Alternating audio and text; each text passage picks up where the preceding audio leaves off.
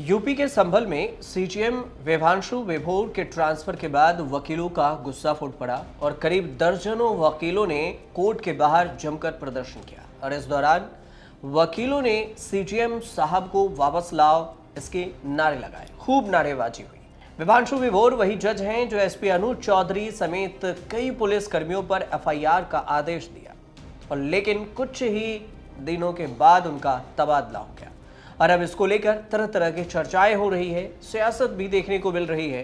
तो ये भी है सवाल कि आखिर एफआईआर के आदेश के तुरंत बाद ही विभांशु विभोर का तबादला क्यों हुआ, ये सवाल उठ रहे हैं। विभांशु विभोर उत्तर प्रदेश के भदोही के रहने वाले हैं। साल 2011 में एलएलबी किया और इसके बाद इनकी पहली पोस्टिंग साल 2013 में हुई। 18 सितंबर 2025 को विभांशु विभोर ने मुख्य न्यायिक मजिस्ट्रेट सीजेएम के तौर पर कार्यभार संभाला। कार्यभार संभालने के कुछ ही महीने बाद इन्होंने एक ऐसे फैसले दिए जिसने पुलिस महकमे में खलबली मचा दी। संभल हिंसा मामले में एएसपी समेत 20 पुलिस कर्मियों पर एफआईआर का आदेश दे दिया और इसके बाद इनका ट्रांसफर हो गया।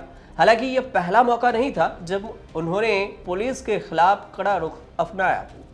इससे पहले 24 दिसंबर 2025 को उन्होंने एक 3 साल पुराने मुठभेड़ को फर्जी बताते हुए 13 पुलिस कर्मियों पर कार्रवाई का आदेश दिया था। विभांशु विभोर के इन फैसलों पर प्रशासनिक मशीनरी में हड़कंप मच गया, लेकिन 21 जनवरी 2026 की रात जब करीब दर्जन भर जजों के तबादले की लिस्ट आई तो इस लिस्ट में इनका नाम भी शामिल था। उसके बाद चर्चा होने लगी, उन्हें सुल्तानपुर भेज दिया गया। ट्रांसफर से ज्यादा चर्चा इस बात की हो रही है कि उन्हें सीजेएम के पद से हटाकर एक पोस्ट नीचे भेजा गया है। 12 साल के करियर में यह उनका 8वां तबादला है और अगर प्रमोशन के हिसाब से जोड़ ले तो करियर में 12 साल की नौकरी और 15वां तबादला। अब जज के ट्रांसफर और विवाद क्या है इसको भी थोड़ा समझ लेते हैं। यह पूरा विवाद 24 नवंबर 2024 की संभल हिंसा से जुड़ा हुआ है। इसमें यामीन नामक व्यक्ति ने अपने बेटे को 3 गोलियां लगने का आरोप पुलिस पर लगाया। 9 जनवरी 2026 को सीजीएम ने एसएसपी अनुज चौधरी समेत 20 पुलिसकर्मी पर एफआईआर दर्ज करने का आदेश दे दिया, जो 12 जनवरी को सार्वजनिक हुआ और इसके ठीक 7 से 8 दिन बाद जज का ट्रांसफर लेटर आ गया। और इससे पहले जब इन्होंने फर्जी एनकाउंटर मामले में 13 पुलिसकर्मियों पर केस दर्ज करने का कड़ा आदेश दिया था तो पुलिस प्रशासन ने इस पर बगावती रुख अपनाते हुए एफआईआर दर्ज करने से मना कर दिया और हाईकोर्ट जाने की बात कही थी। तो वहीं पर दूसरी तरफ देखें तो संभल में नए मुख्य न्यायिक मजिस्ट्रेट सीजेएम की नियुक्ति भी कर दी गई। संभल में ही तैनात संभल जज जो सीनियर डिवीजन है आदित्य सिंह को इस पोस्ट पर तैनात किया गया है। तो सवाल ये अब ये है कि आदित्य सिंह कौन है। तो आदित्य सिंह संभल के चंदौसी कोर्ट में अभी सिविल जज यानी सीनियर डिवीजन के पोस्ट पर कार्यरत हैं और वह MP MLA fast track court की जिम्मेदारी भी देख रहे थे। आदित्य सिंह मुजफ्फरनगर के रहने वाले हैं और इनके बारे में अगर देखें तो सबसे ज्यादा इनकी चर्चा हुई थी शाही जामा मस्जिद को लेकर। 19 जनवरी 2019 को आदित्य सिंह को सहारनपुर में सिविल जज जूनियर डिवीजन बनाया गया और 5 जुलाई 2022 को इनका ट्रांसफर सिविल जज चांदपुर बिजनौर में हुआ और इसके बाद 21 नवंबर 2023 को सिविल जज सीनियर डिवीजन के पद पर संभल के चंदौसी में इनका ट्रांसफर हुआ।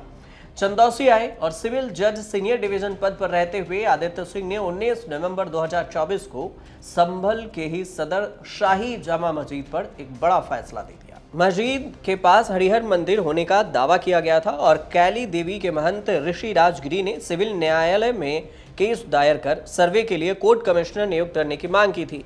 सिविल कोर्ट ने इनकी याचिका को स्वीकार कर कोर्ट कमिश्नर नियुक्त करते हुए 29 नवंबर 2024 तक रिपोर्ट देने को कहा था। सिविल कोर्ट का आदेश जारी होते ही 19 नवंबर 2024 के शाम सर्वे के लिए टीम जामा मस्जिद पहुंच गई और इस पर मुस्लिम पक्ष में नाराजगी देखी गई। मस्जिद के आसपास और छतों पर लोग जमा हो गए। इसके बाद प्रशासन को वहां से वादी महंत ऋषिराज को हटाना पड़ा।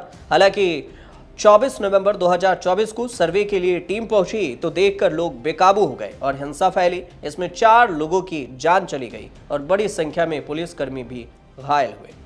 अब इसके बाद 19 नवंबर 2024 को कैला देवी मंदिर के महंत ऋषिराज गिरी सुप्रीम कोर्ट में सबसे जो फेमस वकील विष्णु शंकर जैन हैं उनके साथ जिला कोर्ट पहुंचे। सुप्रीम कोर्ट के ये वकील हैं, जिला कोर्ट पहुंचे और इन्होंने सिविल जज सीनियर डिवीजन आदित्य सिंह की अदालत में जमा मस्जिद की जगह पर पूर्व में हरिहर मंदिर होने का दावा पेश कर दिया और इसी पर जज आदित्य सिंह ने यह फैसला सुनाया था और इसी की चर्चा खूब हुई। देश भर में चर्चा हुई, संभल में भी चर्चा हुई और अब इसी मामले पर फैसला आ रहा है। उस वक्त जो अनुज चौधरी हैं उनकी भी काफ़ी चर्चा हुई थी और यही पूरे विवाद का जो जड़ है। अनुज चौधरी पर एफआईआर के जो आदेश दिए गए हैं और इसके बाद जो इनका ट्रांसफ़र हुआ है, इसलिए इस पूरे वीडियो को समझाने और बताने की ज़रूरत पड़ी है। आपको अगर इस पर कोई राय रखनी हो तो आप हमें कमेंट बॉक्स में ज़रूर बताइए और वीडियो से लगे तो हमारे चैनल से जुड़िए, देखते रहिए न्यूज़ तक।